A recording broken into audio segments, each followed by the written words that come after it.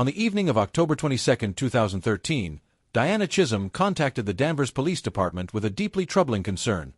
Her 14-year-old son, Philip Chisholm, hadn't returned home after school. This was completely out of character for Philip. He was new to Danvers, having recently moved from Tennessee, and had never shown any signs of troubling behavior before. Acting swiftly, local authorities treated the case with urgency. The Danvers Police Department posted Philip's photograph along with his height and weight on their social media platforms, hoping the community might recognize the boy. At the same time, a reverse 911 alert was issued to area residents, providing details about the missing teenager and urging anyone with information to come forward. While Diana was frantically searching for her son, another family was experiencing growing dread. The parents of 24-year-old Colleen Ritzer, a beloved math teacher at Danvers High School, were growing increasingly anxious. Colleen hadn't returned home from school, a disturbing break from her usual dependable routine. Known for her discipline, kindness, and dedication to her students, Colleen never failed to check in. Her silence raised alarm bells. As the night wore on, Officer Neil Hovey of the Danvers Police took to the streets, scanning areas outside of town where someone might go to avoid being seen. Around 12:28 a.m., while patrolling the dark, poorly lit stretch of Old Route 1, Officer Hovey noticed a lone figure walking along a bridge near the highway. It was a young male, wearing shorts, a zip-up hoodie, and black socks, despite the cold and damp October night. As Officer Hovey approached, he identified the boy as Philip Chisholm. Something didn't add up. Despite claiming he'd been on the streets for days, Philip looked clean and well-kept, not what one would expect from someone exposed to the elements. Growing suspicious, Hovey conducted a frisk and asked Philip to empty his pockets. What Philip revealed would immediately escalate the case. He was carrying a driver's license, credit card, and insurance card, all belonging to a woman, Colleen Ritzer. When asked how he got these items, Philip hesitated and gave vague, conflicting answers, claiming he'd found them at a grocery store but couldn't say which one. At the station, as officers began searching Philip's belongings, they uncovered several disturbing items.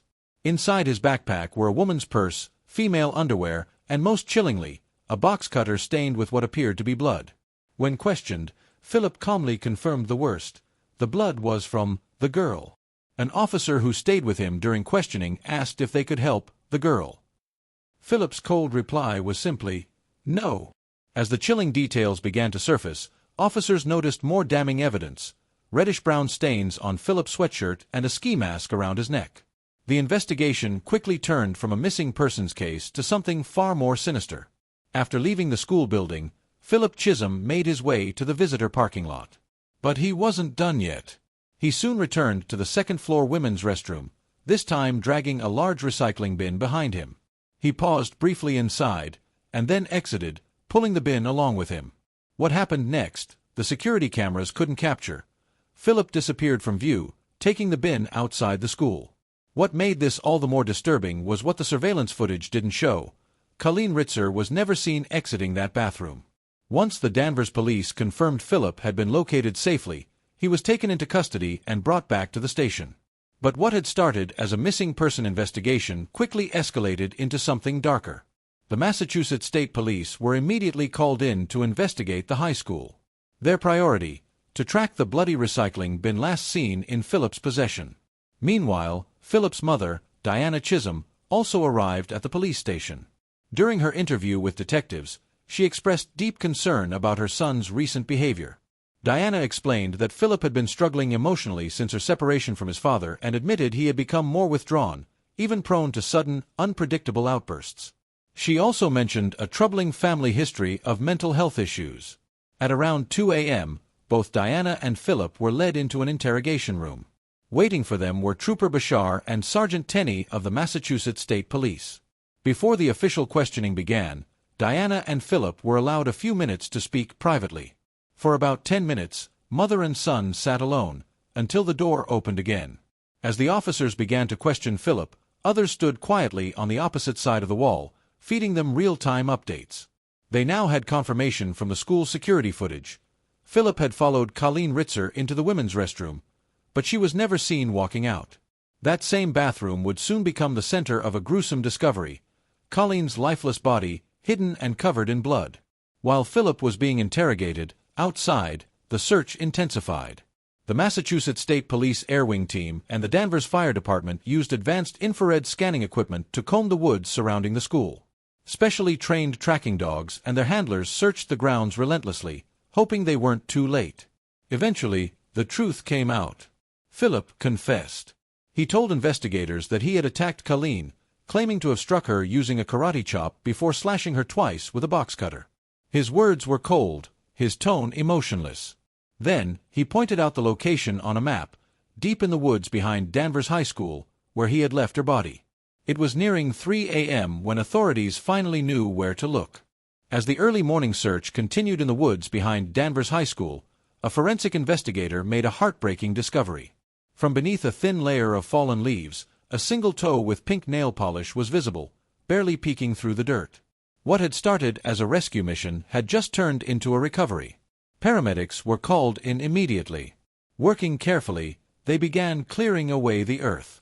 Moments later, they found what they had feared all along, the lifeless body of Colleen Ritzer. There was no question. Colleen was gone. Her remains were gently transported to the medical examiner's office for a full forensic autopsy. Dr. Anna MacDonald, the forensic pathologist assigned to the case, began her examination, and what she uncovered was both horrifying and heartbreaking. Male DNA was found on Colleen's body. When tested, it matched the profile of one person, Philip Chisholm. The autopsy revealed signs of asphyxiation. Small hemorrhages, known as petechiae, were visible around her eyes and mouth. Dr. MacDonald also noted that the blood found on the box cutter recovered from Philip's backpack was conclusively matched to Colleen. The physical evidence painted a brutal picture. Colleen had been slashed multiple times, at least 16 cuts to her neck alone. Some of the wounds were so deep, one of them had chipped her spinal vertebra. Even those that weren't fatal would have caused excruciating pain. Dr. MacDonald concluded that Colleen died from a combination of sharp force trauma, strangulation, and multiple injuries to the neck. This was no accident. It was a targeted, violent act. When the news of Colleen's murder broke across Danvers, shock rippled through the community. The town struggled to make sense of how a 14-year-old boy, quiet, seemingly distant, could be the prime suspect in such a horrifying crime. Philip Chisholm was officially charged with aggravated sexual assault and murder. He entered a plea of not guilty, a decision that deeply divided public opinion. Many questioned whether someone so young could truly grasp the consequences of such violence, while others believed the sheer brutality of the act demanded that he be tried as an adult. Colleen Ritzer's death left a void no one could fill. Her students remembered her as a compassionate, enthusiastic teacher who truly cared about their success. She was more than just an educator. She was a mentor, a role model, and a friend. Her loss devastated her classroom and beyond. In the days that followed, the community mourned together. Candlelight vigils were held. A moment of silence was observed before the first World Series game for the Boston Red Sox. Across Massachusetts, and even beyond, people came together to honor the life of a young woman who had touched so many. But behind the grief, one haunting question remained: why? Speculation began to surface. The New York Post reported that Philip may have had romantic feelings for Colleen, and that he may have snapped when those feelings weren't returned.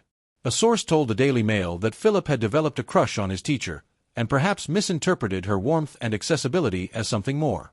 On a local forum, a classmate described Philip as withdrawn and emotionally distant. According to students, he sometimes appeared tired, unfocused, and at times, even intoxicated. Yet none of them could have imagined the violent storm brewing beneath the surface. As Philip awaited trial, a legal twist added to the controversy. A judge ruled that his initial confession couldn't be used in court, because he had been interrogated for more than 3 hours without a lawyer present.